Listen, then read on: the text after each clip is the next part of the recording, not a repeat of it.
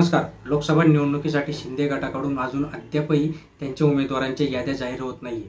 काय कारण आहे, कशामुळे होतंय, स्वतःच्या मुलाचं तिकीट देखील अजून कन्फर्म होत नाहीये. या सगळ्या गोष्टी या व्हिडिओच्या माध्यमातून जाणून घेणार आहे. चॅनलवर नवीन असाल तर लाईक करत जा, शेअर करत जा, सबस्क्राईब देखील करत जा मित्रांनो, कारण की महत्त्वपूर्ण अपडेट नक्कीच देत असतो. बघायला गेलं तर मागच्या आठवड्यामध्ये 8 उमेदवारांची यादी ही जाहीर करण्यात आली होती आणि त्या उमेदवारांनी आपला प्रचार प्रसार सगळं काही सुरू करण्यात आलं होतं. बट याच्यामध्ये बहुतेक जे काही 8 होते त्याच्यामध्ये भावना गवळींचं म्हणजे यवतमाळ वाशिममध्ये ज्या उभ्या राहणार होत्या त्यांचं देखील तिकीट कापण्यात आलंय.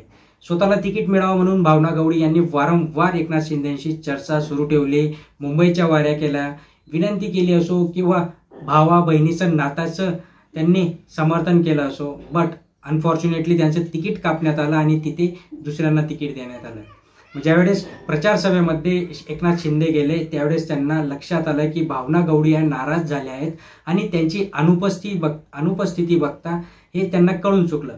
आणि आता ज्या स्तरांवरून एकनाथ शिंदे यांना बंडखोरीची लक्षणं दिसत आहेत, त्यांचे जे काही त्यांच्या सोबत असणारे आमदार खासदार हे आता बंडखोरी करणार असल्याची त्यांना थोडीशी का असेना पण चुणूक लागून बसली.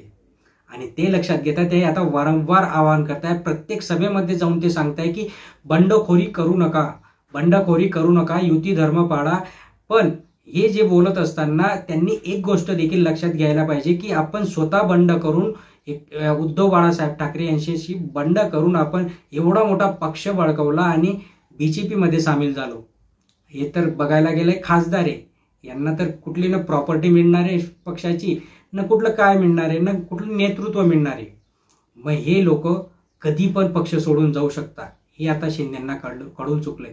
आणि म्हणून ते आता वारंवार सौम्य विनवणी असो, आव्हान म्हणायला आव्हान आहे पण सौम्य विनवणी आपल्याला हे लक्षात घ्यावी लागणार की सौम्य प्रकारची विनवणी ते आता आमदार खासदारांना करतायत.